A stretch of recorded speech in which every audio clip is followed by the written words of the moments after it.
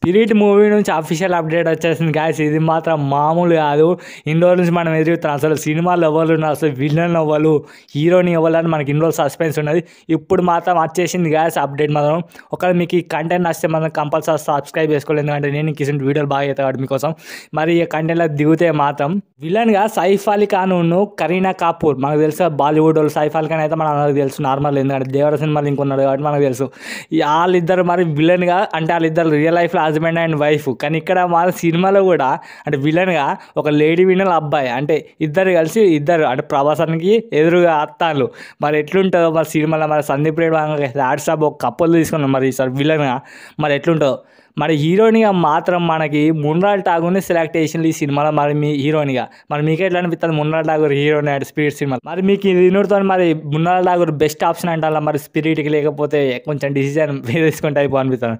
Shock అయినా అసలు మున్రాల్ Tagore heroine అంటే. ఇక మనకు అందరికి కావచ్చు, మీకు డౌట్ వస్తా, అసలు వీళ్ళందరి పేరు చెప్తారా అన్న, డాన్లీ అన్న ఏడి మరి ఆయన పేరు చెప్తారా అంటే, ఆయన పేరు ఎందుకు చెప్తున్నాం అంటే ఇప్పుడు దాని పోస్టర్లు ఎట్లా ఉండదు అంటే దానిలో డాన్లీ గురించి లేదు, కానీ దీనిలో డాన్లీ ఉంటాడని నాకు అనిపిస్తుంది స్పిరిట్లో పక్కా. అది ఎందుకంటే మీరు గమనించి ఉంటే మన సందీప్ రెడ్డి వంగ ఏ ఈవెంట్కి పోయినా కానీ అందరూ ఆడేది ఒకటే అన్న స్పిరిట్ మూవీలో డాన్లీ ఎప్పుడు వస్తాడు, డాన్లీ క్యారెక్టర్ గురించి అందరూ ఆడుతాను. కానీ అప్పుడు ఇంకా టైం రాలేదు, టైం ఉన్నదని చెప్తాడు, కానీ మొత్తానికి లేదని చెప్తలేడు అంటే ఉన్నాడు కంపల్సరీ. ఎట్లా అంటే నేను చెప్తాను, ఎట్లా అంటే మనకి సింపుల్. ఎట్లా అంటే విక్రమ్ సినిమా లాస్ట్లో రోలెక్స్ వచ్చి మనకు బిల్డప్ ఇచ్చిన, ఫస్ట్ రోలెక్స్ అంటే విజయ్ సేతుపతి అంతా భయపడ్డాడు. అట్లనే మనకి ఈ సినిమాలో కూడా స్పిరిట్ అని ఫస్ట్ నుంచే దానికి ఒక పేరు ఉంటుంది అనుకోండి, దాని అన్న బిల్డ్ చేసి లాస్ట్లో ఒక మనకి అట్లా రోలెక్స్ ఇది ఒక క్యామియో తీరు అట్లా పెడతారని నాకు అట్లా అనిపిస్తుంది.